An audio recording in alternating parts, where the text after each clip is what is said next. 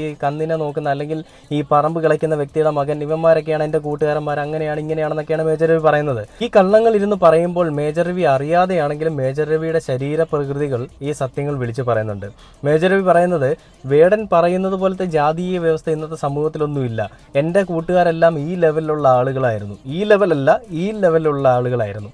അപ്പോൾ ഞങ്ങൾക്കിടയിൽ ഇങ്ങനത്തെ രാഷ്ട്രീയമോ അല്ലെങ്കിൽ ജാതി മതമോ അല്ല വർണ്ണ വിവേചനങ്ങളോ ഒന്നുമില്ലായിരുന്നു. കറുത്തവനെന്നോ വെളുത്തവനെന്നോ ഒന്നും ഞങ്ങളുടെ ഇടയിൽ ഇല്ലായിരുന്നു എന്നാണ് മേജർ രവി പറയുന്നത്. എന്തുകൊണ്ടാണ് മേജർ രവി ഇങ്ങനെ പറയുന്നത്? അല്ലെങ്കിൽ മേജർ രവി പറഞ്ഞത് സത്യമാണോ? പച്ചക്കള്ളമാണ്. അയാളുടെ ശരീരം പറയും, അയാൾ പറയുന്ന പച്ചക്കള്ളമാണ്. നാവെടുത്താൽ നുണ മാത്രമേ അയാൾ പറയൂ എന്നുള്ളത് അയാളുടെ ശരീരപ്രകൃതി പറയും. അപ്പോൾ അയാൾ എന്താണ് പറഞ്ഞതെന്നുള്ള വീഡിയോ, അയാളൊരു മേജർ ആയിരുന്നു, അതുകൊണ്ട് തന്നെയും അദ്ദേഹത്തിന് നമുക്കൊരു ബഹുമാനം കൊടുക്കണം. പക്ഷേ ഇങ്ങനെ ജാതി മതം വർണ്ണം വിവേചനമൊക്കെ മനസ്സിലുള്ളവന്മാരെ നമ്മൾ ബഹുമാനം കൊടുക്കേണ്ട ആവശ്യമില്ല. അതാണ് എൻ്റെ ഒരു അങ്ങനെയാണ് ഞാൻ ചിന്തിക്കുന്നത്. അതുകൊണ്ട് ഞാൻ ഇവർക്കൊരു ബഹുമാനം ഞാൻ കൊടുക്കുന്നില്ല. മേജർ രവിയോട് എനിക്കൊരു ആരാധനയൊക്കെ ഉണ്ടായിരുന്നു, നല്ലൊരു